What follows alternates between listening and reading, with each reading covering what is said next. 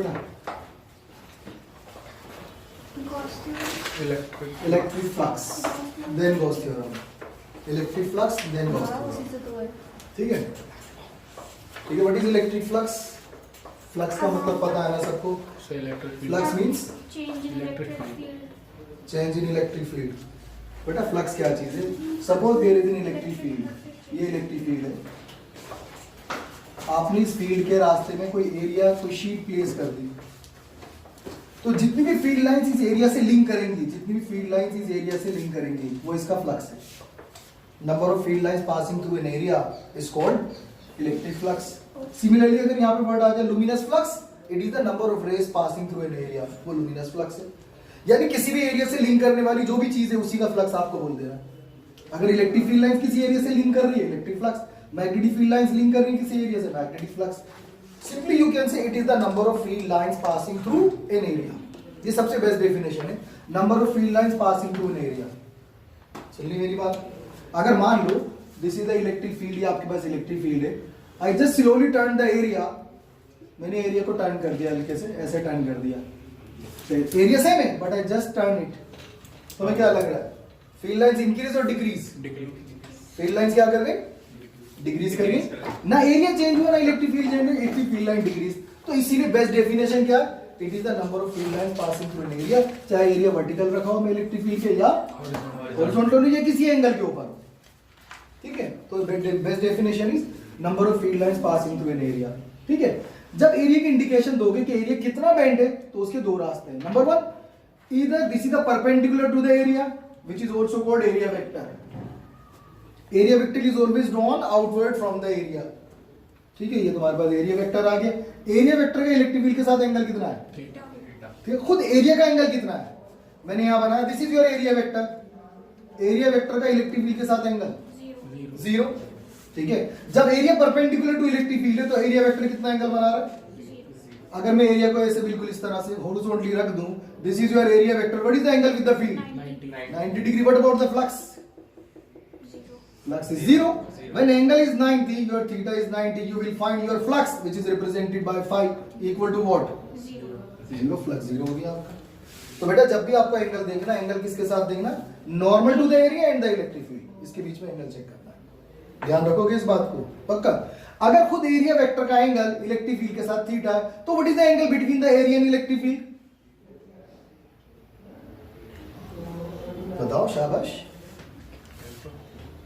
ना ना ना, मैंने कहा आप इसको एरिया को टर्न कर रहे हो, suppose you are turning the area, theta से टर्न कर दिया आपने, पूरा कितना एंगल है? ये पूरा एंगल कितना है? 90। मैंने थीटा से टर्न कर दी तो ऊपर वाला एंगल कितना हुआ? 90 माइनस थीटा, 90 माइनस थीटा। तो बेटा एरिया का एंगल खुद कितना है? It is 90 minus theta. This is the area angle by the area with the electric field, ठीक है? तो ध्यान रखना, आपसे बोला क्या जा रहा है? इलेक्ट्रिक फील्ड के साथ एंगल लिया जा रहा है एरिया का या एरिया वेक्टर का, ठीक है? तो इन जनरल हम बात कर रहे हैं यहाँ पे electric flux, the best definition you already have, flux represented by phi, you can say it is electric field and dot product of area, ठीक है? Flux mathematically can be defined as the product of dot product of electric field and the area. Area कौन सा? Area vector, keep it in mind. You just open it, you are writing E into A into what? What about this theta? Put cos theta, theta 90, cos 90 0. What about here? cos 0 is 1. तो flux कितना आ जाएगा? E into A। तो यहाँ flux maximum है जब angle 0, ठीक है? तो ये बात आप ध्यान रखना, ये तुम्हारे पास फ्लक्स है, it is E into A into cos theta या E डॉट है। जब E डॉट है तो इसका मतलब क्या है? स्केलर और वेक्टर। कोई भी फिजिकल क्वांटिटी जो डॉट प्रोडक्ट से रिप्रेजेंट होगी हमेशा क्या होगी? स्केलर क्वांटिटी, हमेशा स्केलर क्वांटिटी होगी। क्रॉस प्रोडक्ट से हमेशा क्या मिलेगी? वेक्टर क्वांटिटी मिलेगी। माइनस ऑब्वियसली, एरिया वेक्टर को आपने टर्न कर दिया पूरा ऐसे, तो इट इज एंगल इज 180, तो cos answer is minus E into A। So now listen, if suppose the surface is closed, अगर surface closed है, मैंने कहा भाई ये मेरे पास एक surface है, surface is closed, सोच के बोलना बेटा, इट इज इलेक्ट्रिक फील्ड, ये इलेक्ट्रिक फील्ड यहाँ से आती है, इलेक्ट्रिक फील्ड दूसरी तरफ से निकल जाती है, मैं इलेक्ट्रिक फील्ड बना दी ऐसे, बट द फ्लक्स कितनी फील्ड लाइंस लिंक कर रही है इसको यहाँ पर? एक। This is your area vector, this is your area vector. जितनी फील्ड लाइंस अंदर आई, बाहर कितनी गई?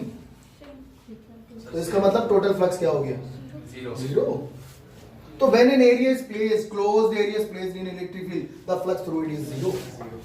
व्हाट अबाउट दिस, जिसकी हम बात कर रहे थे बेटा, लास्ट क्लास में हमने बात की थी, what is this? Gauss theorem. Gauss theorem क्या बात करती है? फ्लक्स की बात करती है गॉस थ्योरम, लेकिन हमेशा इस्तेमाल होती है टू फाइंड द, क्या फाइंड करने के लिए? गॉस थ्योरम का स्टेटमेंट फ्लक्स को डिफाइन करता है, लेकिन ये यूज होती है to find the electric field. कैसे? Suppose there is a surface, ये मेरे पास एक सरफेस है which is closed, a charge is placed inside the surface, number of field lines, this is the electric field lines I am drawing. From the positive charge, electric field is outward, you already know. The charge is how much? Surface के अंदर के बाहर? अंदर। Surface open, closed? Keep it in mind. Gauss theorem हमेशा close surface की बात करेगी। Gauss theorem हमेशा क्लोज सरफेस की बात करेगी। Surface is closed and the statement Gauss theorem का क्या कहता है? The flux through a close surface due to a charge in it is always equal to 1 upon epsilon naught times the charge into inside the surface. ध्यान रखोगे? ये flux की definition है। Sir flux तो हम ऑलरेडी जानते हैं, आपने भी बताया था, flux is equal to E into A into cos theta. मैंने कहा ये भी तो मैं ही बता रहा हूँ, बल्कि ये मैं नहीं बता रहा, कौन बता रहा है? गॉस। हमने क्या डिस्कस किया? ये फ्लक्स हमारा, और ये किसका? यहाँ सरफेस कैसी? क्लोज्ड है। यहाँ सरफेस कैसी? कुछ भी बात कर सकते हो आप। आपने पूरी सरफेस को ऐसे ओपन कर दिया, चार्ज अंदर नहीं है, आपने एरिया वेक्टर ड्रॉ करा आउटवर्ड, आपने एरिया वेक्टर ड्रॉ करा आउटवर्ड, इलेक्ट्रिक फील्ड के साथ एंगल इज 0, इलेक्ट्रिक फील्ड के साथ angle is 180, cos 0 is 1, cos 180 is -1, total flux is again 0। समझ रहे हो ना मैं क्या बोल रहा हूँ? Okay fine. मैंने कहा suppose there is a small surface, very small surface, small surface, this is the small surface, let it be, surface is ds, whole surface is s, small surface is d, this is your area vector. What is the area vector? ds vector. This is your electric field, angle between them is theta, angle between them is theta. So according to my definition I am writing the small flux d phi is equal to E dot, वहां क्या लिखा था आपने? E dot, यहाँ क्या लिखा? E dot ds, small surface. Total flux, what you have to do? Integration of E dot ds. This is your integration. Surface open की closed? Closed. I make a round. इसके बाद आप एक round बना देंगे, लूप बना देंगे, which indicate जिसके रेस्पेक्ट में इंटीग्रेशन हो रहा है वो क्लोज्ड है। वो क्या है? क्लोज्ड है। सुन ली मेरी बात? तो this is the close surface, ये चीज इंडिकेट कर रही है सरफेस क्लोज्ड है। अगर सरफेस क्लोज नहीं तो नो नीड ऑफ लूप।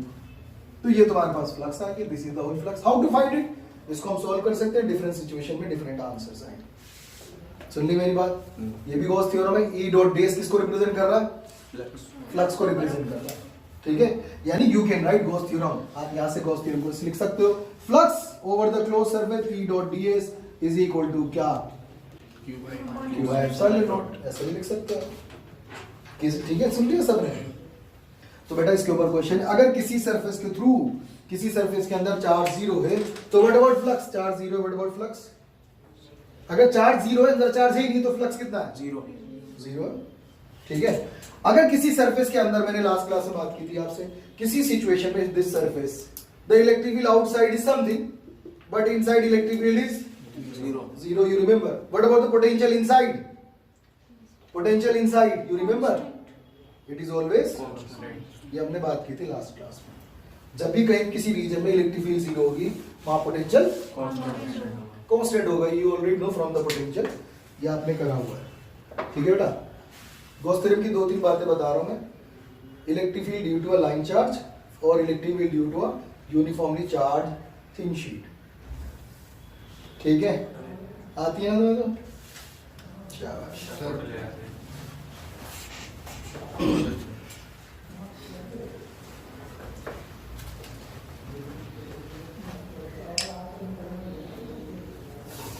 आवाज वाले जरूरी है सर, अभी बंद कर दो। चलो, so you know Gauss theorem, इधर देखो बेटा ध्यान से। ठीक है, listen, there is a line charge, ये लाइन चार्ज है आपके पास, of infinity, length is infinity, line charge of infinite length. ठीक है, ये तुम्हारे पास है infinite length up to infinity, here it is up to infinity। ठीक है, you need to find the electric field at point P, distant r from the line charge। इस P point पे इलेक्ट्रिक फील्ड निकालने, कैसे निकालोगे? Gauss theorem का misuse करोगे, ठीक है। गॉस थ्योरम के लिए सरफेस कैसी चाहिए आपको? तो क्लोज सरफेस चाहिए। तो I just imagine a cylinder over here, this is imaginary cylinder, such that the charge on its axis, charge का है इसके एक्सिस के ऊपर, हमने इमेजिनरी सिलेंडर बनाया, charge lie along the axis of the cylinder, ठीक है। सरफेस सिलेंडर कैसे? Close surface. हर जगह क्लोज सरफेस यानी जो कर्व्ड सरफेस है, कर्व्ड सरफेस से चार्ज का डिस्टेंस सेम होगा, एग्री? कर्व्ड सरफेस, हालांकि फ्लैट सरफेस की मैं बात नहीं कर रहा, लेकिन अगर मैं फ्लैट सरफेस की बात करूं, this is the cross sectional area, cross sectional area, ठीक है, ये मैंने बनाया। Electric field area vector, what about area vector? Electric field what about area vector? Upward, what is angle? 90. तो फ्लक्स के केस में ऊपर वाले से फ्लक्स कितना आया? जीरो आया। तुमने खुद कहा ई डॉट डी एस पे डिपेंड करता है, कॉस आ गया, कॉस से एंगल क्या आ गया? Zero, sorry 90, cos 90 is 0. तो यानी क्रॉस सेक्शनल एरिया से कोई फ्लक्स पास नहीं हो रहा, सिर्फ कर्व्ड सरफेस से फ्लक्स पास हो रहा है। तो here you have small area ds over here, ये एरिया वेक्टर आ गया, this is area vector, this is the electric field, दोनों के बीच का एंगल बताओ? 0. जीरो, ठीक है। तो मैंने लिख दिया यहाँ पर E डॉट ds, ये फ्लक्स निकाल रहा हूँ मैं, निकालता हूँ फ्लक्स में, तो मैंने फ्लक्स निकाला E dot ds is equal to, open किया आपने total flux, you are integrating it, E dot ds, you are writing cos theta, theta is 0, cos 0 is 1, surface is closed, E is outside, integration किसका हो रहा सिर्फ? ds कौन सी surface है? Curved surface, total surface? Curved surface, total में ऊपर वाला तो एलिमिनेट ही कर दिया आपने, ठीक है। तो कर्व्ड सरफेस का इंटीग्रेशन यानी कर्व्ड सरफेस का total answer, you know it, it is 2 pi r into h, what is h? Length of the cylinder, यही होता है ना कर्व्ड सरफेस एरिया सिलेंडर का, 2 pi r h होता है, क्यों नन्हे? 2 pi r h होता है, 2 pi r h, h is l। तो ये फ्लक्स हमने निकाल दिया भैया, किसने निकाला? ये हमने निकाला, गॉस ने निकाला? गॉस तो अभी आया ही नहीं, गॉस क्या कहेगा? सरफेस इज क्लोज्ड, ये तो हमने निकाला फ्लक्स E डॉट ds करके। अब फ्लक्स उसकी बात करते हैं गॉस की, गॉस क्या कहता है? Total flux is equal to, ठीक है, charge inside upon epsilon naught. What is the charge inside? आपको पता ही है टोटल चार्ज अंदर कितना, you don't know, but you know charge is uniformly distributed along a line, charge uniformly distributed है। uniformly distributed का मतलब क्या है? हर यूनिट लेंथ का चार्ज सेम है। अगर मैं मान लूं let the charge on the unit length is lambda, unit length पे चार्ज कितना है? तो L पे कितना हो गया? दो खत्म हो गई बात, lambda into L। अगर मैं लेंथ बढ़ा दूं lambda into that length, charge अपने आप आ जाएगा। तो मैंने कहा भाई charge inside, I am writing charge inside upon में व्हाट? तो inside charge is lambda into, आपने तो बताया बेटा, lambda is the charge per unit, total charge upon total length, total charge is this, total length is L, तो charge inside is equal to lambda into L. या you simply say कि unit length पे charge lambda, तो L पे कितना हुआ? Multiply. तो this is your total charge and you got flux from the Gauss. This is equation 2, this is equation 1। कौन सा इक्वेशन? गॉस, ये दोनों इक्वेट, दोनों को इक्वेट कर दो बेटा।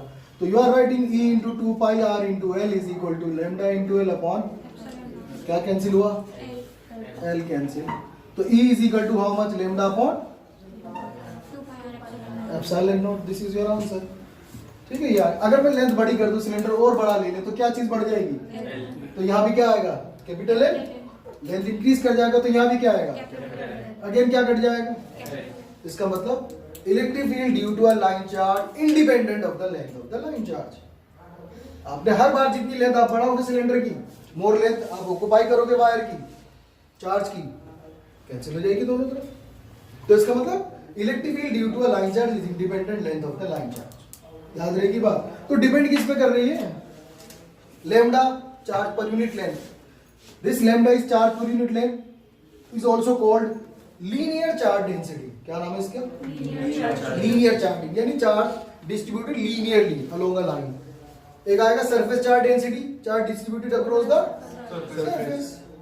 तो ये लीनियर चार्ज डेंसिटी है, यानी चार्ज अक्रॉस अ लेंथ। तो इस पे डिपेंड कर रहा है, it is a constant constant constant constant. बचा कौन? जैसे जैसे electric field inversely depends upon r. Line charge के केस में इलेक्ट्रिक फील्ड किस पे डिपेंड कर रही है? आर पे inversely directly. Can you draw the graph electric field versus r? Parabola, curve inversely proportional. और अगर कोई तुमसे कह दे draw the graph electric field versus 1 upon r, It definitely a straight line. Straight line. It definitely a straight line. Now it is directly proportional to 1 upon r. But when you are writing r, it is inversely proportional. Inverse graph, whether it is square, चाहे इसके ऊपर square हो, cube हो, कुछ भी हो, graph is curved. जितना power grow होती जाएगी, ग्राफ ओरिजिन की तरफ झुकता चला जाएगा. ध्यान रखोगे? यानी अगर यहाँ स्क्वायर होता, आर पे स्क्वायर होता, तो ग्राफ और अंदर को हो जाएगा. सुन लिया सबने? तो this is the electric field. ये तुम्हारे पास आ गया. अगर आप इसको मैं 2 से मल्टीप्लाई 2 से डिवाइड कर दूं तो क्या होगा? बताना बेटा. कोई गड़बड़? बट तुम तो जानते हो 1/4 pi epsilon not is K. तो it is 2k lambda upon में. तो ये भी लिख सकते हैं आप 2k लैम्डा अपॉन में.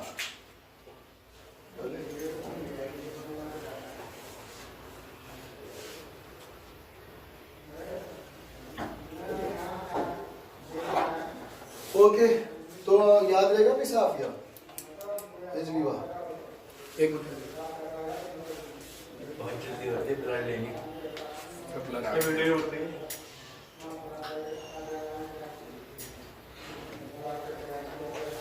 इसको डाल क्या है? तो बड़ा वाला